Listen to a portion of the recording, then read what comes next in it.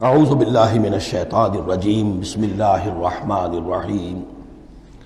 اب یہ جو تیسرا حصہ نصف اول کا آ رہا ہے یہ پھر انہی 4 رکوعوں کے بہت مشابہ ہے کہ جو سورہ بقرہ میں آئے تھے 15ویں سے لے کر 18ویں رکوع تک، جس میں تحویل قبلہ، حضرت ابراہیم کا ذکر، کعبے کا ذکر، پھر اہل کتاب کو دعوت، وہ کیفیت آپ کو یہاں ملے گی۔ قل یا اہل الکتاب تعالوا الی کلمۃ سواء بیننا وبینکم، اے نبی کہیے اے اہل کتاب۔ اب یہاں جمع کر لیا گیا یہود اور نصارہ دونوں کو۔ وہاں گفتگو زیادہ تر یا بنی اسرائیل تھی، ابھی تک حضرت عیسیٰ کا معاملہ تھا، وہ گویا کہ نصرانیوں سے بات تھی، اب ہے اہل کتاب دونوں کے دونوں۔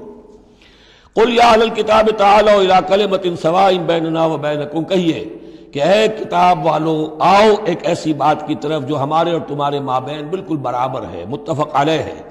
وہ کیا ہے؟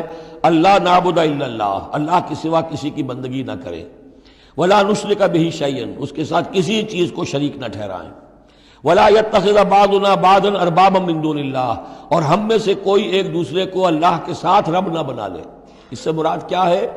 جیسے کہ پوپ کو انہوں نے رب بنا لیا کہ پوپ کو اختیار ہے جس چیز کو چاہے حلال قرار دے دے، جس چیز کو چاہے حرام قرار دیتے، یہ گویا کہ ان کو اس کو پوپ کو بھی رب مان لینا ہے۔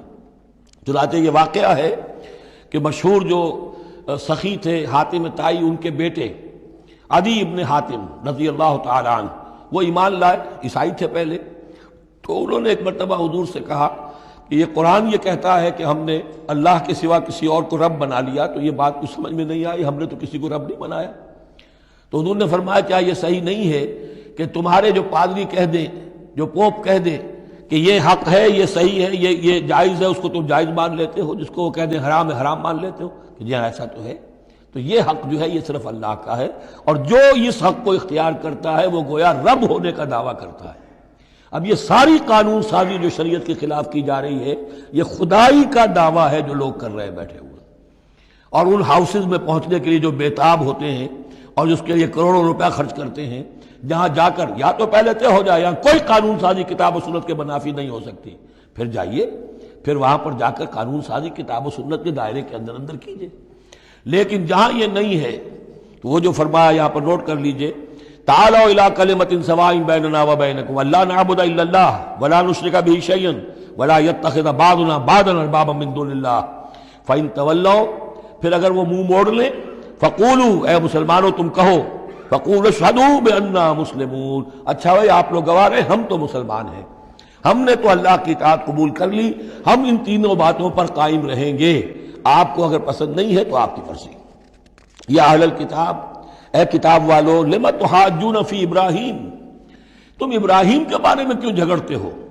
وما انزلت التوراۃ والانجیل الا من بعدہ، حالانکہ تم بھی مانتے ہو کہ تورات بھی ان کے بعد نازل ہوئی، انجیل بھی بعد میں نازل ہوئی، یہودیت بعد کی پیداوار ہے اور نصرانیت بھی بعد کی پیداوار ہے۔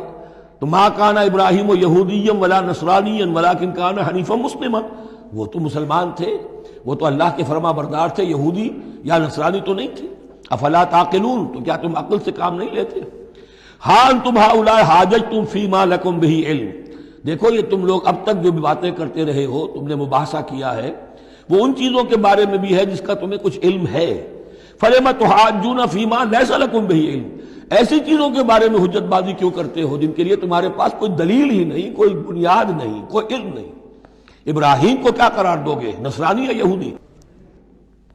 واللہ یعلم وانتم لا تعلمون، اللہ جانتا ہے اور تم نہیں جانتے۔ ما کان ابراہیم یہودیا ولا نصرانیا، اچھی طرح تمہیں بھی معلوم ہے ابراہیم نہ یہودی تھے نہ نصرانی تھے، ولیکن کان حنیفا مسلما، وہ تو اللہ کے فرما بردار تھے بالکل یکسو ہو کر۔ وما کان من المشرکین، اور نہ ہی وہ مشرکوں میں سے تھے۔ گویا کہ 3 طبقات جو موجود تھے عرب میں اس وقت، یا مشرکین عرب تھے، وہ بھی اپنے آپ کو منسوب کرتے تھے، وہ تو چونکہ نسل تو حضرت اسماعیل کی ہے تو وہ بھی کہتے تھے ہماری رشتہ ابراہیم سے ہے، یہودی بھی نصرانی بھی، لیکن فرمایا ابراہیم جو ہے وہ نہ یہودی تھے نہ نصرانی تھے نہ مشرک تھے۔ ان اول الناس بابراہیم الذین اتبعوہ، یقیناً ابراہیم سے سب سے زیادہ قربت رکھنے والے لوگ تو وہ ہیں جو ان کی پیروی کرتے ہیں، اور وہ کون ہے؟ وہذا النبی، یہ نبی محمد صلی اللہ علیہ وسلم، والذین آمنوا، اور وہ کہ جو ان پر ایمان لائے، واللہ ولی المومنین، اور اللہ ان مومنوں کا ساتھی ہے، مددگار ہے، پشت پناہ ہے، حمایتی ہے۔ وَدَّتْ طَائِفَةٌ مِّنْ أَهْلِ الْكِتَابِ لَوْ يُضِلُّونَكُمْ وَمَا يُضِلُّونَ إِلَّا أَنفُسَهُمْ وَمَا يَشْعُرُونَ، اہل کتاب کا ایک گروہ جو ہے تلا ہوا ہے اس پر، آرزومند ہے کہ اے مسلمانوں تمہیں کسی طریقے سے گمراہ کر دیں۔ لَوْ يُضِلُّونَكُمْ وَمَا يُضِلُّونَ إِلَّا أَنفُسَهُمْ، وہ نہیں گمراہ کر سکیں گے مگر اپنے آپ کو، وَمَا يَشْعُرُونَ، انہیں اس کا شعور نہیں ہے۔ یا اہل الکتاب، دیکھیے کو انداز جو ہے بڑا ہی داعیانہ، جیسا کہ وہ جو 5واں رکوع تھا سورہ بقرہ کا، اس طرح کا انداز ہے یہاں۔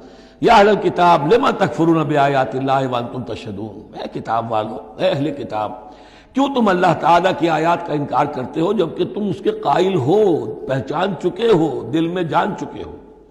یا اہل الکتاب لما تلبسون الحق بالباطل وتکتمون الحق وانتم تعلمون، اے اہل کتاب کیوں تم حق کے اوپر باطل کا ملمہ چڑھاتے ہو، کیوں حق کو چھپاتے ہو جانتے بوجھتے۔ یہ بھی اس 5ویں رکوع میں آیت موجود تھی، وَلَا تَلْبِسُوا الْحَقَّ بِالْبَاطِلِ وَتَكْتُمُوا الْحَقَّ وَأَنْتُمْ تَعْلَمُونَ۔